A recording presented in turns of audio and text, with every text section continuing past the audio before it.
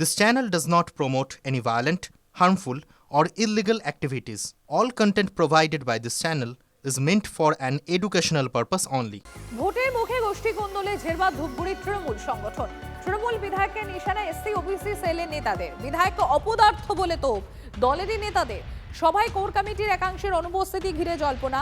শুক্রবার ধূপগুড়িতে বিজেপির বিরুদ্ধে সভা ডাকে তৃণমূল এসসি ওবিসি সেলের কর্মীরা। তবে সভা শুরু থেকে সরাসরি বিধায়ক নির্মল চন্দ্র রায়কে নিশানা এসসি ওবিসি সেলের নেতাদের।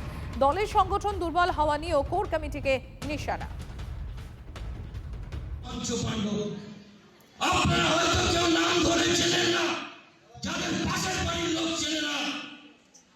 আমার এমএলএ ভাবছে আমি ক্ষমতায়, আমি যা বলবো সেটাই শেষ কথা, কিন্তু সেটা শেষ কথা নয়। তিনি নিজেকে ভাবছে আমি কুচবিহারের রাজা নৃপেন্দ্র নারায়ণ। আপনারা বাড়ি যান তো, অনেক কর্মী গিয়েছে, দোতলার দিকে তার নামার সময় হয় না। এই সমস্ত অপরাধ এমএলএর কাছে কোনো সহযোগিতা পাইনি। একটা কোর কমিটি হয়েছে, 5 জন পঞ্চ পাণ্ডব। আপনারা হয়তো কেউ নাম ধরে চেনেন না, যাদের পাশের বাড়ির লোক চেনে না। আমার এমএলএ ভাবছে আমি ক্ষমতায়, আমি যা বলবো সেটাই শেষ কথা, কিন্তু সেটা শেষ কথা নয়। আমরা কিন্তু টেনে হিচড়ে বাড়ি থেকে বের করবো যদি এই বিধানসভা নির্বাচন যদি খারাপ হয়। তৃণমূলের যে কোর কমিটি ধূপগুড়ি তারা কি উপস্থিত নেই? তাদেরকে ডাকা হয়নি নাকি তারা আসেনি? না, আমার যতটুকু ইয়ে আছে সবাইকে বলছে। এখন হয়তো অনেকে কাজে ব্যস্ত থাকে, কারণ এখন তো বিভিন্ন প্রোগ্রাম হচ্ছে, চারিদিকে প্রোগ্রাম, সবাই তো আর সব জায়গায় যাওয়া যাচ্ছে না। তো সেই ক্ষেত্রে আমার যতটুকু খবর আছে যে সবাইকে জানিয়েছে, সবাইকে বলছে। দল যদি শর্ত দেয় যে ধূপগুড়ি আসনে কৃষ্ণ দাস নাকি জলপাইগুড়ি আসনে প্রণয়িতা দাস, আপনি কোনটা নেবেন? দল যেখানে দেবে সেখানে যাবো। দল যদি আমাকে বলে আপনাকে টিকিট দেওয়া হবে না, আপনি লড়াই করে যান, আমি তাতেও রাজি।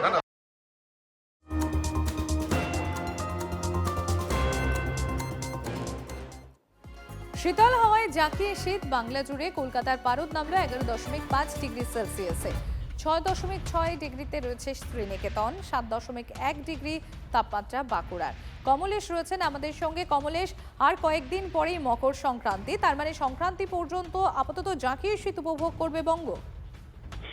হ্যাঁ দেখো, এই সময়ে যে কনকনে শীতটা কদিন আগেও ছিল, বিশেষ করে কলকাতা এবং লাগোয়া অঞ্চলে, সেই শীতের দাপট খানিকটা কমেছে, এটা ঠিক। তার কারণ 10 ডিগ্রি থেকে তাপমাত্রা বাড়তে বাড়তে 12 ডিগ্রিতে পৌঁছেছিল, আবার আজকে তাপমাত্রা খানিকটা নেমে 11.5 ডিগ্রিতে এসেছে। দমদমের তাপমাত্রা 11.3 ডিগ্রি, অর্থাৎ সেই কনকনে ফিলটা না থাকলেও জাঁকিয়ে শীত রয়েছে গোটা বাংলা জুড়েই। এবং আগামী 5-6 দিনে মোটামুটি সংক্রান্তিও ধরে নেওয়া যায় তার মধ্যেই, যে এই জাঁকিয়ে শীত যেটা রয়েছে, এই ঠান্ডাটা থাকবে। এটা মূলত সন্ধ্যের পর থেকে সকাল পর্যন্তই এই ঠান্ডাটা বেশি অনুভূত হবে।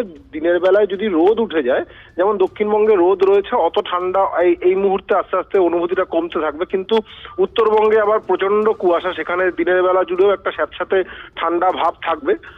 আপাতত এরকমই ওয়েদার আগামী 4-5 দিন 6 দিনে খুব একটা বড় পরিবর্তন দেখা যাচ্ছে না। একটা নিম্নচাপ রয়েছে, সেটা শ্রীলঙ্কার দিকে এগোচ্ছে, তার পরোক্ষ প্রভাবে আমাদের দক্ষিণবঙ্গে একটু মেঘ ঢুকতে পারে। সেক্ষেত্রে ঠান্ডার দাপট সাময়িকভাবে একটু কমলেও কমতে পারে 1-1.5 দিনের জন্য। কিন্তু 1-1.5 দিনের জন্য ঠান্ডার দাপট কমলেও কমলেশ, এই জায়গাটা একটু জানতে চাইবো যে সরস্বতী পুজো 23শে জানুয়ারি, তারপর কি আর সেভাবে ঠান্ডা থাকবে নাকি ঠান্ডা বিদায় নেবে এবছরের মতো? সরস্বতী পুজো এখনো 10-12 দিন, 11 দিন, 12 দিন, 13 দিন বাকি রয়েছে। আপাতত এই পর্বটা মিটে গেলে যদি নতুন করে পশ্চিমী ঝঞ্ঝা আসে, তার ফলে আবার নতুন করে তুষারপাত হয়, এবং যদি সেই তুষারপাতের ঠান্ডা হাওয়াটা আবার এদিকে আসার সুযোগ পায়, সবটাই ওই সময়ের কন্ডিশনের উপর নির্ভর করবে, তাহলে সেক্ষেত্রে ঠান্ডা হাওয়াটা থাকতে পারে। এবছর দেখো অনেক দিন ধরেই ঠান্ডার স্পেলটা থাকছে, মানে অনেকগুলো দিন হয়ে গেল। সেই ঠান্ডা রীতিমতো জমি উপভোগ করছে বঙ্গবাসী। কমলেশ।